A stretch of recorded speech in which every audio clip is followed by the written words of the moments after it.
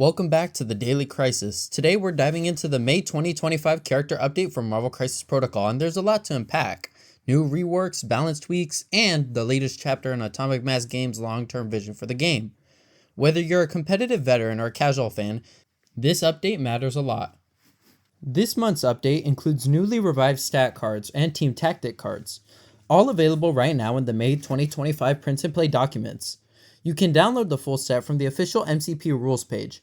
Alongside these new cards, AMG has also updated the FAQ and Errata to clarify how these changes function in your game starting today. Now, this is more than just a mid-season patch. These updates are a direct result of AMG's massive repackaging initiative, first teased at AdeptiCon 2025. If you missed that, here's a quick recap. Almost every previously released character box is getting repackaged into a larger affiliation-themed bundles. This move helps bring older models in line with the modern multilingual packaging and critically offers better value for new and returning players alike. This process is already underway with products like the CP220 Midnight Suns Affiliation Pack, and it's shaping up to be a major shakeup in how MCP is distributive going forward. But beyond the business side, AMG is using this opportunity to review and rebalance every model included in these new boxes. That means every character is getting a second look, some for rules clarity, others for power level, and a few for full mechanical redesigns. Now, let's talk some specifics.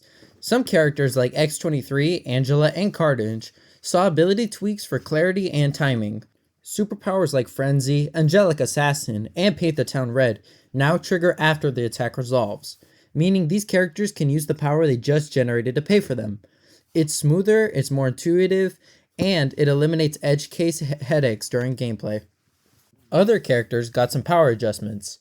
Carnage, for example, now boasts 8 stamina and bonus dice when using Paint the Town Red, giving him a more threatening presence on the table.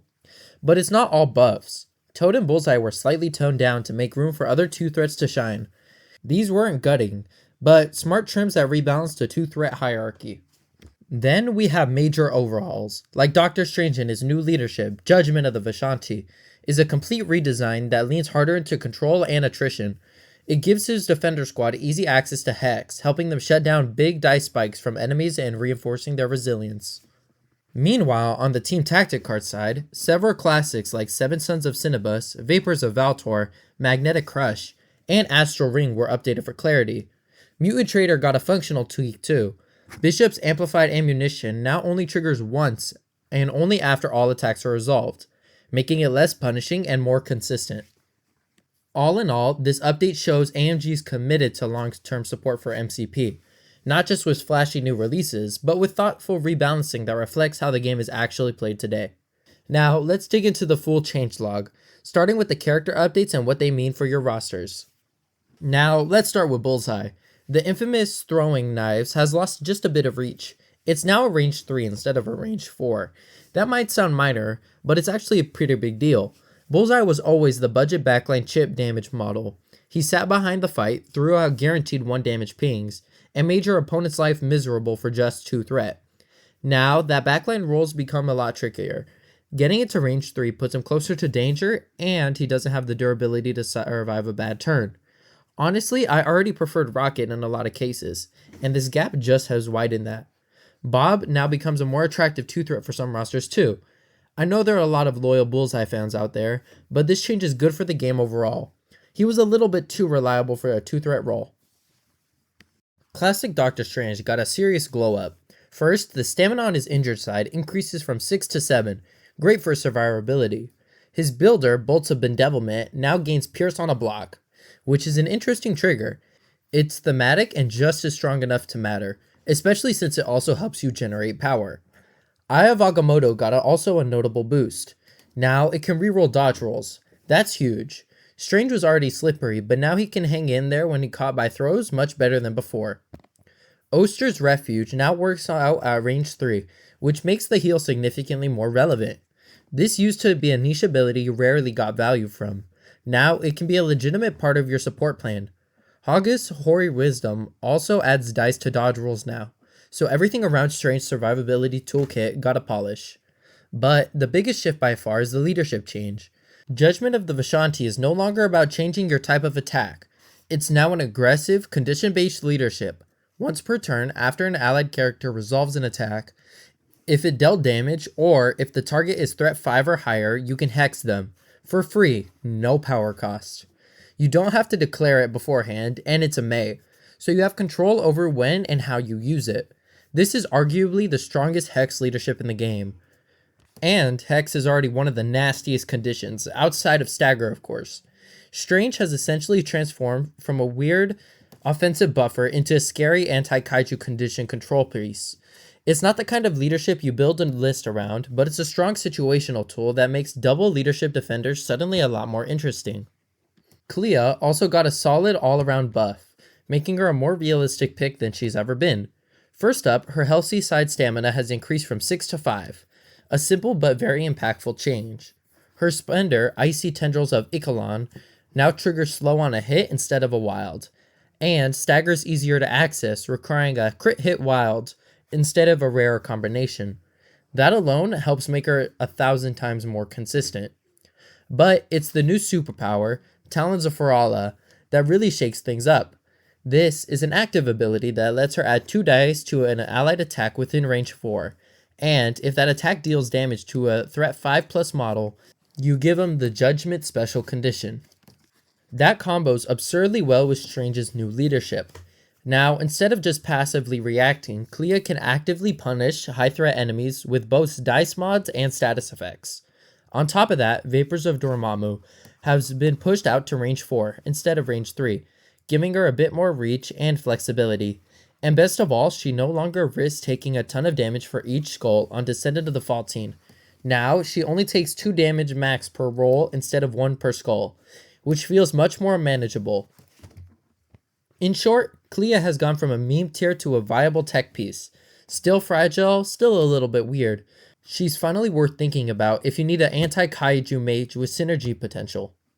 Sorcerer Supreme Strange gets a single but very useful buff. Eye of Agamotto now also rerolls dodge rolls. This keeps him alive against those terrain tosses that have always been a bother to him. And unlike regular Strange, he already leans aggressive. It's not a game changer, but it's very well appreciated. X-23 has been rebalanced in a way that changes her flow. Frenzy now triggers after the attack is resolved, not just on a daze or KO. That means she can get extra movement off of basic attacks, giving her way more mobility and reliability.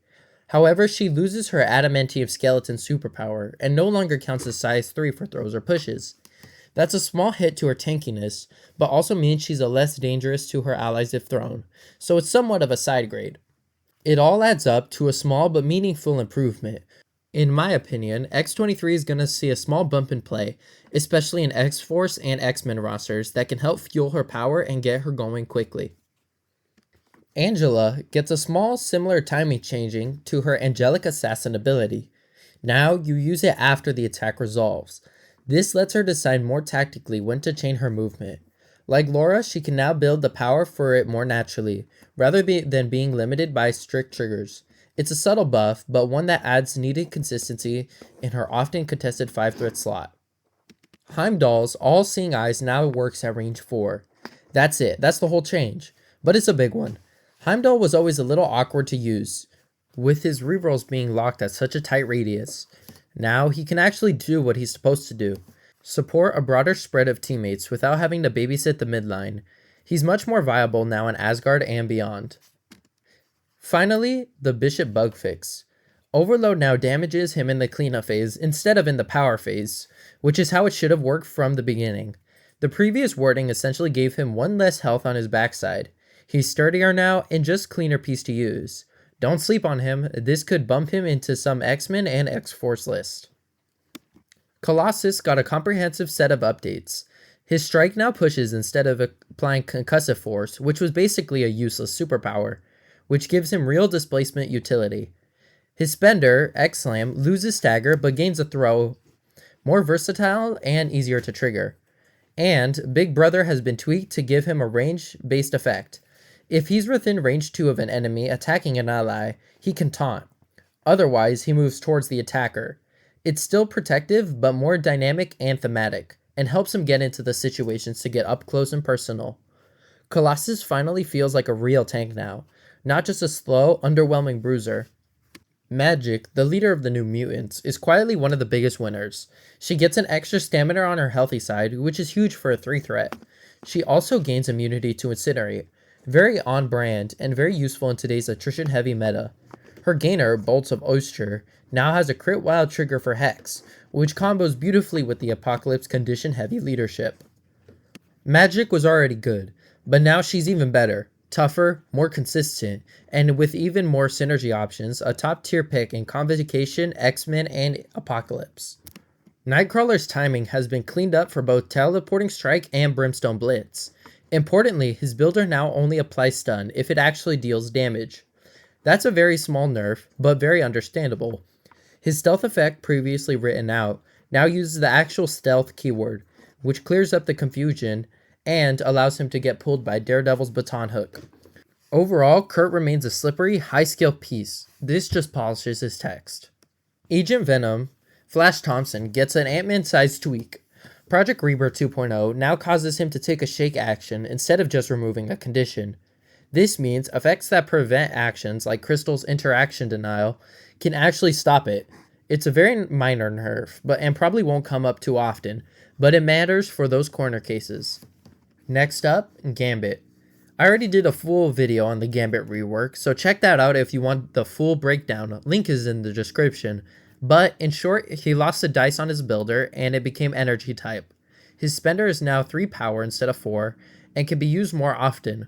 His mobility tool, Enhanced Agility, now allows him to advance in any direction. And he gets a new superpower, the cards always be in my favor, a reactive effect that makes him feel a lot more like the card shark he is.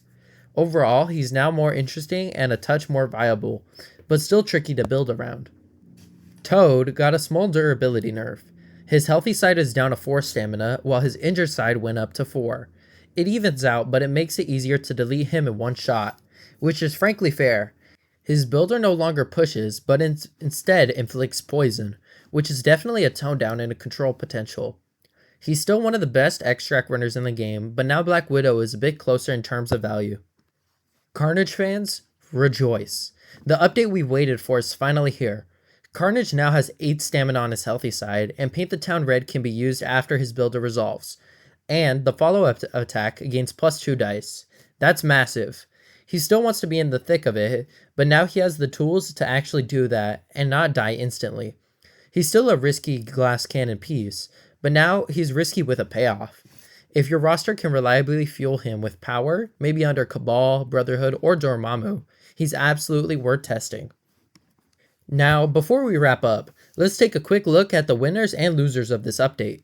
Who's climbing the meta ladder and who's getting nudged down a peg. Let's start with the winners. Classic Doctor Strange easily takes the spotlight here. His entire kit got a facelift, from durability boost to stronger support tools, and his new leadership, Judgment of the Vishanti, completely redefines how he fits into a roster. He finally plays like the Sorcerer Supreme we always hoped he'd be.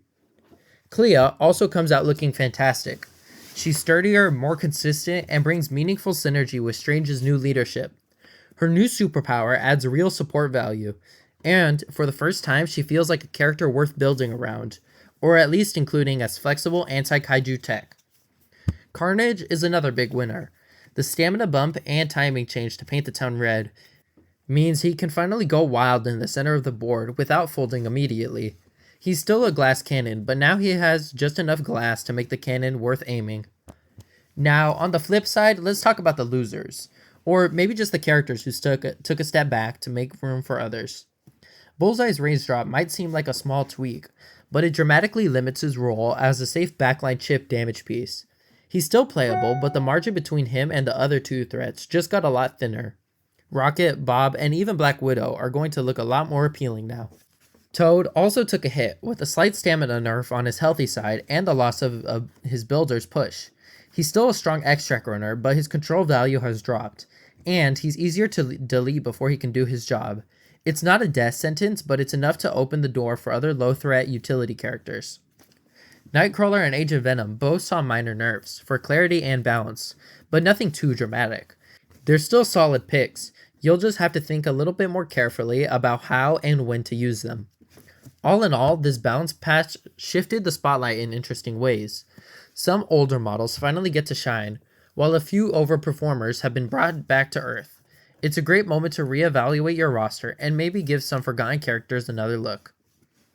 And that's the full breakdown. This balance patch was more than just a number tweaking. It was an identity work. Characters like Strange, Clea, Colossus, and Carnage now feel like the versions they were imagined when they were first released. Some nerfs, like Bullseye's range or Toad's durability, feel necessary to keep the game healthy. But overall, this was a very thoughtful and exciting update. Let me know in the comments who you're most excited to put back on the table. And if you haven't seen my full Gambit breakdown yet, link is in the description. Until next time, the Daily Crisis signing off.